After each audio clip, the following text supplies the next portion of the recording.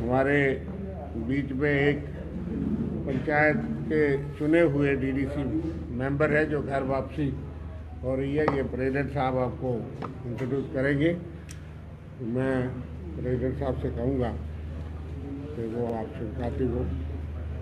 आप सबको ईद की बहुत बहुत मुबारकबाद और आपका शुक्रिया कि हमने जब भी आपको बुलाया, आपको तकलीफ़ दी प्रेस कॉन्फ्रेंस में, तो आप हमेशा हमारी बुलावे पे टाइम पे आ गए। आज हमारे साथ अनायतुल्लाह राथर साहब जो डीडीसी फरसल हैं, कुलगाम डिस्ट्रिक्ट से इलेक्टेड हैं इस वक्त, और पहले मेरे साथी रहे यूथ कांग्रेस में भी, अनंतनाग ज़िले के डिस्ट्रिक्ट प्रेसिडेंट भी रहे और पीसीसी के जनरल सेक्रेटरी भी रहे। आज जैसे रविंदर जी ने कहा, 24 अप्रैल 1993 को पंचायती राज में जो 3 टायर सिस्टम है वो नाफिज हुआ है, जिसमें 23rd अमेंडमेंट जो है लागू हुई थी और जिसकी वजह से आज 74 जो अमेंडमेंट है, 74 म्यूनसिपलिटीज़ की और 73 जो है वो पंचायत की हैं। तो आज के दिन पे, शुभ दिन पे, हमारे अनायतुल्लाह राथर साहब जो कांग्रेस में थे, लेकिन जब गुलाम नबी आज़ाद साहब ने पार्टी बनाई डीएपी, तो उसके वो फाउंडर मेंबर रहे, उस वक्त साथ साथ रहे। लेकिन काफ़ी सारे लोग जो कांग्रेस में से डीएपी में चले गए थे, आज़ाद साहब के असर रसूख की वजह से जो वो कांग्रेस में काफ़ी देर रहे, तो धीरे धीरे वो अपनी कांग्रेस पार्टी में वापस आ रहे हैं, क्योंकि वो लोग जो हैं सेकुलर माइंडेड थे, कांग्रेस की सोच को विचारधारा वाले लोग थे। और आस्ता आस्ता उन लोगों को ये पता चलने लगा है कि कहीं ना कहीं डीएपी जो है वो अब भारतीय जनता पार्टी की विचारधारा वाली पार्टी के साथ इंटरनली जो है टैग हो चुकी है।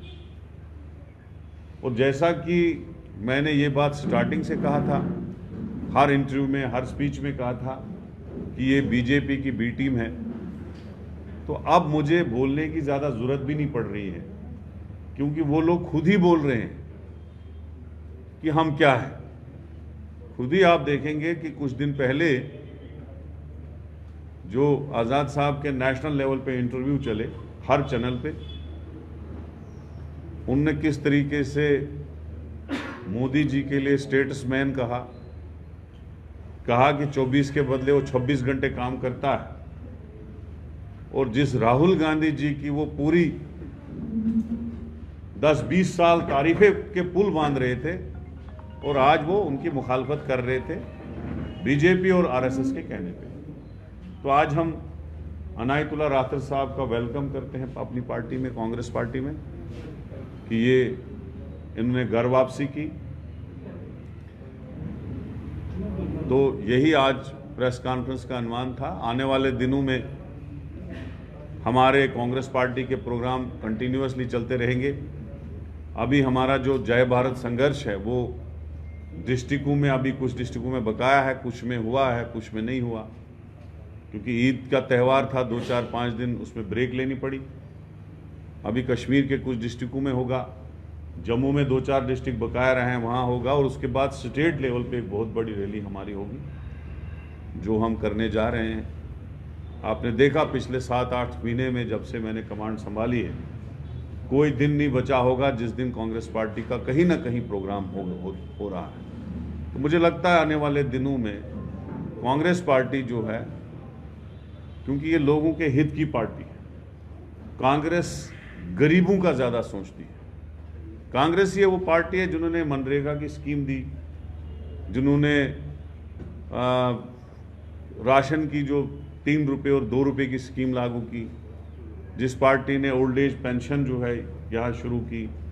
और हमारी कांग्रेस की हमेशा कोशिश रहती है कि बेरोजगार नौजवानों को रोजगार मिले, तो अब धीरे धीरे लोग समझ चुके हैं कि 8-9 साल बीजेपी को हुए, स्टेट में भी और सेंटर में भी, तो लोग धोखा खा चुके हैं बीजेपी से।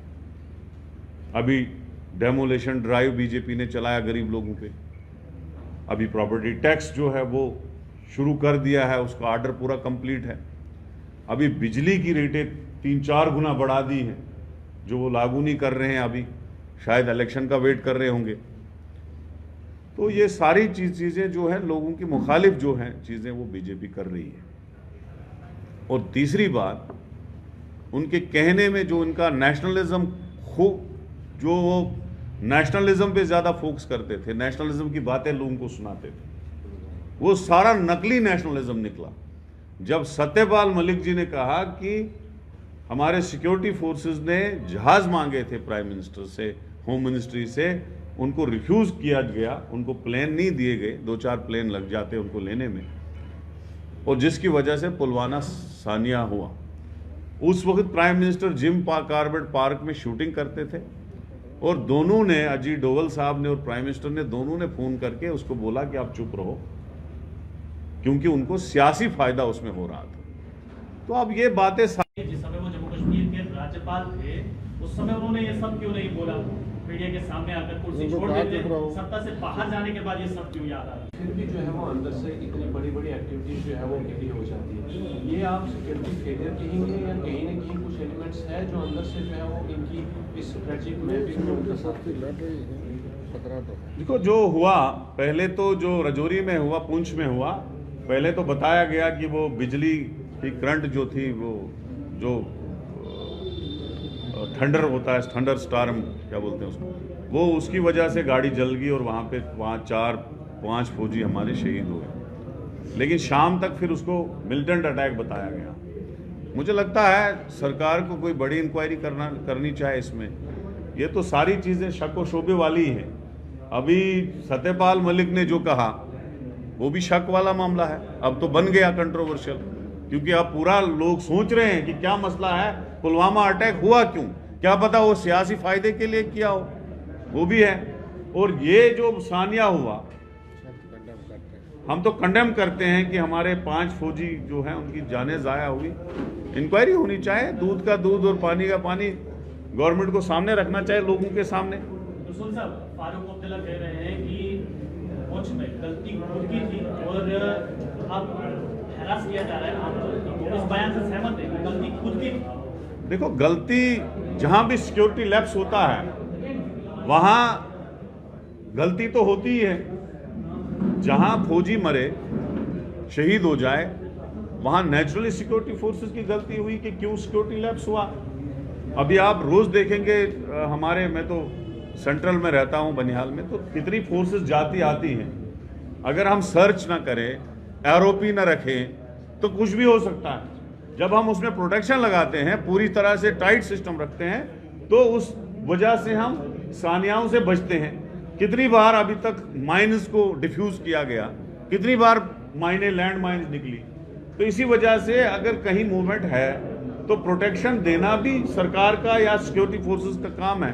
तो मुझे लगता है फारूक साहब ने कोई गलत बात नहीं बोली। बीजेपी के लीडर जो है राहुल गांधी का वीडियो, अब पिछले 1 साल से लगातार जम्मू संभाग में आतंकी घटनाएं लगातार हो रही है। कहीं ये आतंकी जो घटनाएं हो रही हैं, ये कश्मीर सब जम्मू की तरफ तो शिफ्टिंग है ना हो रही है, अब क्या लगता है? देखो, ये तो सरकार कहती है कि बड़े शांति हुई है, पीछे सब चुप करा दो। शांति हुई है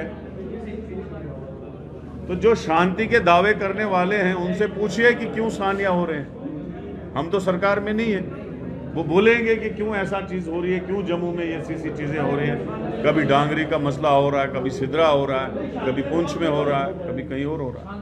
सर, एक क्वेश्चन है।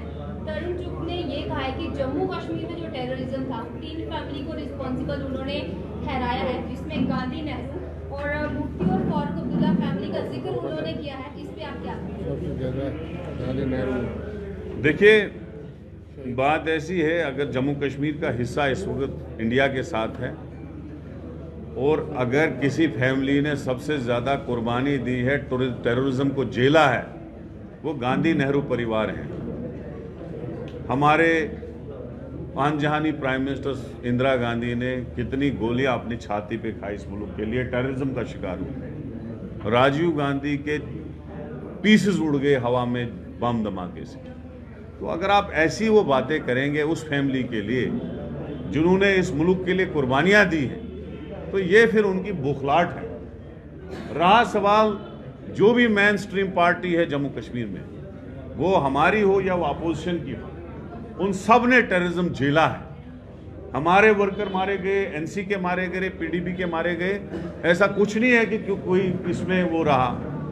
तो ये बातें करना हमें शोभा नहीं देती है। हम सब ने हमेशा टेररिज्म का मुकाबला किया है और आइंदा भी करते रहेंगे। Thank you very much. थोड़ा मैं चाहता हूं अगर गुलिस्तान या कोई और पूछना चाहे, अनायतुल्लाह साहब हमारे हैं, ज्वाइन करने के बाद कोई सेपरेट इंटरव्यू लेना चाहिए तो आप ले सकते हैं।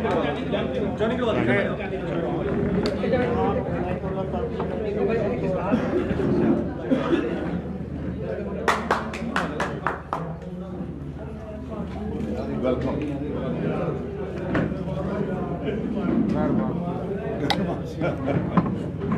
ये घर वापसी रखे फोटो थोड़ा उठा।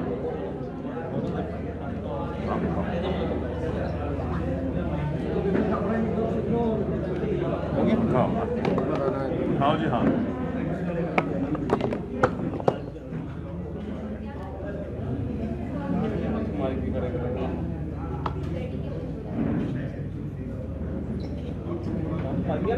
अब मेरी गुजारिश है आप इंडिविजुअल इंटरव्यू इनसे पूछिए कि क्यों गए, क्यों आए, इनको भी कुछ बातें आपसे बोलनी है। शेयर करें।